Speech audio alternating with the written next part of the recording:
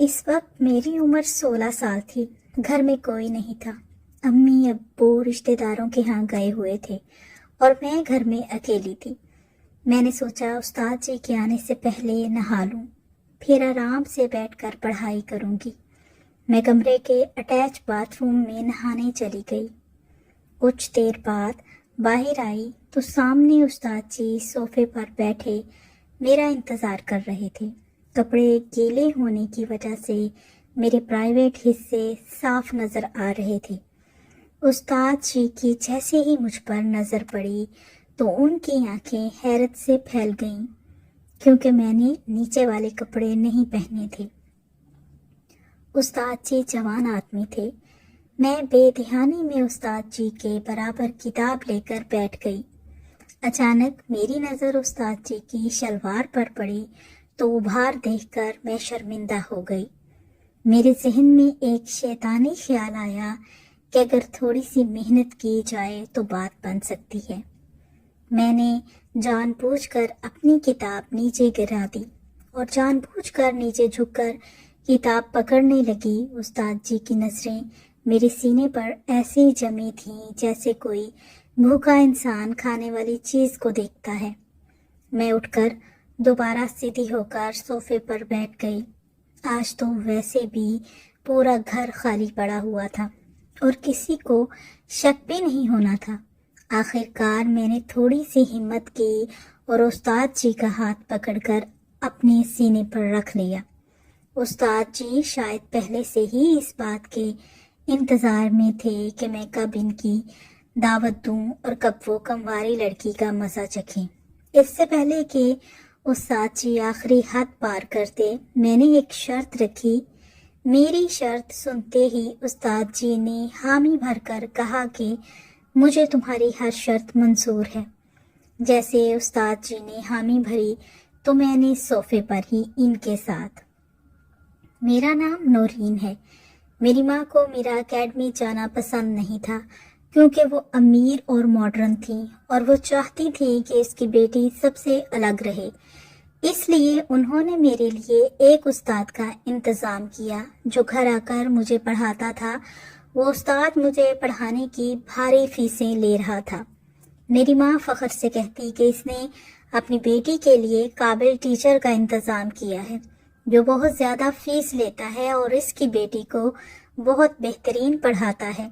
ویسے تو وہ ٹیچر ٹھیک تھا، مگر مجھے اچھا نہیں لگتا تھا، شاید اس لیے کہ میں ابھی تک اس بات کو قبول نہیں کر پائی تھی کہ میں اپنی باقی دوستوں کی طرح اکیڈمی میں جا کر نہیں پڑھ سکتی تھی، بلکہ مجھے گھر پر رہ کر اس استاد سے پڑھنا تھا۔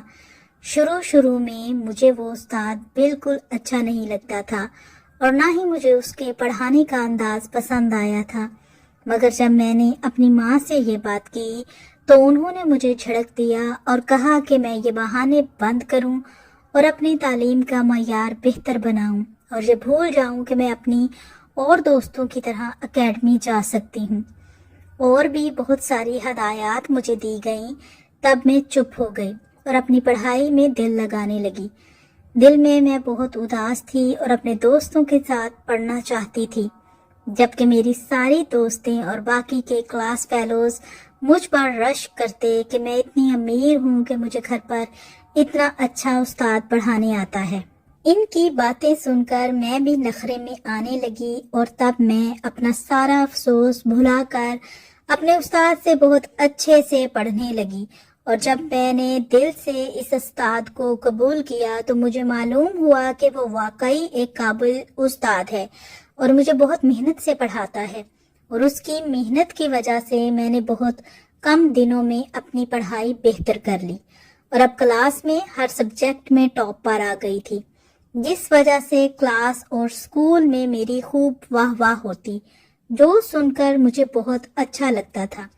ان تعریفوں کی وجہ سے میں آسمانوں میں اڑنے لگی تھی، اور تب میں نے اپنے استاد کو بھی دل سے قبول کر لیا تھا اور ان سے بہت فری ہو گئی اور دل لگا کر ان سے پڑھتی تھی اور اپنی ہر بات شیئر کرتی تاکہ پڑھائی میں مزید بہتر ہو جاؤں۔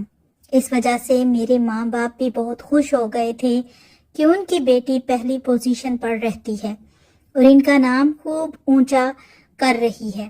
استاد کی بھی ڈیمانڈ بڑھنے لگی تھی۔ اس نے اپنی فیس بڑھانے کا کہا، جو میرے ماں باپ نے بنا کوئی اعتراض کیے اس کی ڈیمانڈ پوری کر دی۔ اس کے کچھ ٹائم بعد اس نے میرے باپ سے کہا کہ وہ شام میں مجھے پڑھانے آیا کرے گا کیونکہ دن میں اس کے پاس وقت نہیں ہوتا۔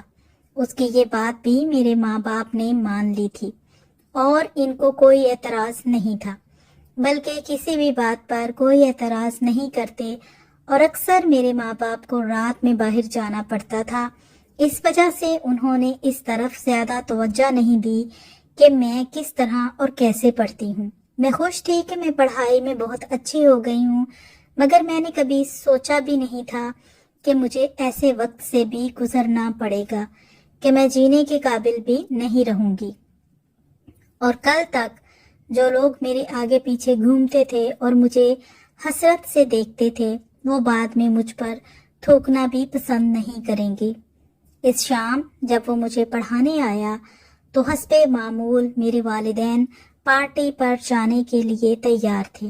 وہ تقریباً ہر شام یا پھر رات ہی کسی پارٹی یا کسی شادی میں جاتے تھے، اور پیچھے میرے پاس دائی ماں اور ایک ملازمہ چھوڑ جاتے، مگر اس روز دائی ماں اپنے گاؤں گئی ہوئی تھی اور ملازمہ کی طبیعت خراب ہونے کی وجہ سے کوارٹر میں جا چکی تھی، اور گھر میں اکیلی اور تنہا تھی۔ اور تھوڑی دیر بعد استاد جی مجھے پڑھانے کے لیے آ گئے۔ میں تھوڑی گھبرا رہی تھی، میں بالکل اکیلی تھی، مگر میرے والدین کو اس بات سے فرق نہیں پڑتا تھا، اور میں خاموشی سے استاد جی سے پڑھنے بیٹھ گئی۔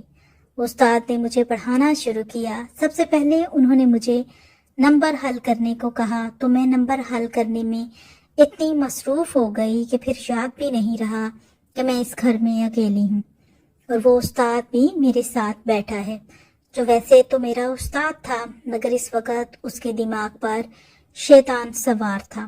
اور پھر اچانک ہی اس نے مجھے اپنا بھیانک روپ دکھایا کہ بظاہر مہربان نظر آنے والا شخص حقیقت میں درندہ تھا۔ اس درندے نے مجھے اکیلا پا کر میرے ساتھ جو کیا، اس کے بعد میں جینے کے قابل بھی نہ رہی۔ میں پڑھنے میں مصروف تھی تو اس نے اچانک مجھ پر حملہ کر دیا اور مجھے بھاگنے کی مہلت نہیں ملی۔ اس نے مجھے بالکل بے بس کر دیا۔ اس نے میرے جسم سے سارے کپڑے اتار دیے اور اپنی سختی کو میری ناسکی میں داخل کر دیا۔ درد اور تکلیف کی وجہ سے میری آنکھوں سے آنسو نکل رہے تھے، مگر وہ انسان نہیں، درندہ تھا۔ اس نے مجھ پر بالکل ترس نہیں کھایا اور مجھے اذیتوں کے سمندر میں دھکیل دیا۔ میں بے بس چڑیا کی طرح بس پھڑ پھڑا کر رہ گئی تھی۔ وہ 2 گھنٹے میری زندگی کے سب سے اذیت ناک تھے۔ اس جنگلی جانور نے مجھے پوری طرح ہلا کر رکھ دیا تھا۔ میں تکلیف کی شدت سے بے ہوش ہو گئی تھی، مگر اس درندے نے مجھ پر پھر بھی ترس نہیں کھایا۔ جب وہ ہوش میں آیا تو میری حالت بہت بری تھی اور میں مرنے والی ہو رہی تھی، جس پر وہ گھبرا گیا اور مجھے اس حالت میں چھوڑ کر وہاں سے بھاگ گیا۔ میں بالکل بے ہوش ہو چکی تھی اور مجھے نہیں معلوم تھا کہ پھر کیا ہوا اور کیا نہیں۔ پھر جانے کتنی دیر تک میں بے ہوش پڑی رہی، اور جب مجھے ہوش آیا تو میں ہسپتال کے بیڈ پر موجود تھی، اور ساتھ ہی میرے والدین بیٹھے رو رہے تھے۔ پہلے تو مجھے سمجھ میں نہیں آیا کہ میں کہاں ہوں اور کیوں ہوں، مگر پھر جب دھیرے دھیرے میرے حواس جاگنے لگے تو وہ پورا منظر میری آنکھوں کے سامنے گھومنے لگا۔ میں پھر سے چیخنے چلانے لگی۔ میری حالت پر میرے والدین تڑپ رہے تھے اور مجھے پکار رہے تھے، مگر مجھے کسی کی پکار نہیں سنائی دے رہی تھی۔ میں بری طرح چیختی جا رہی تھی اور پھر بے ہوش ہو گئی تھی۔ میری حالت پر میرے والدین دکھ اور پچھتاوے میں جلنے لگے تھے۔ پھر تقریباً 14 دن بعد میں جب سنبھلی تو میرے ماں باپ مجھے گھر لے آئے۔ اب میں پہلے کی طرح چیختی چلاتی نہیں تھی، مگر اب میں نے بولنا ہی چھوڑ دیا تھا، اور اپنے والدین کی طرف تو میں بالکل بھی نہیں دیکھتی تھی۔ مجھے ان سے نفرت ہو گئی تھی۔ کاش وہ اتنے غافل اور لاپرواہ نہ ہوتے تو میرے ساتھ یہ سب نہ ہوتا۔ زندگی جینے والی لڑکی ہر چیز سے دور ہو گئی تھی. میں نے سب سے ملنا جلنا چھوڑ دیا تھا، یوں کمرے میں ہی پڑی رہتی تھی.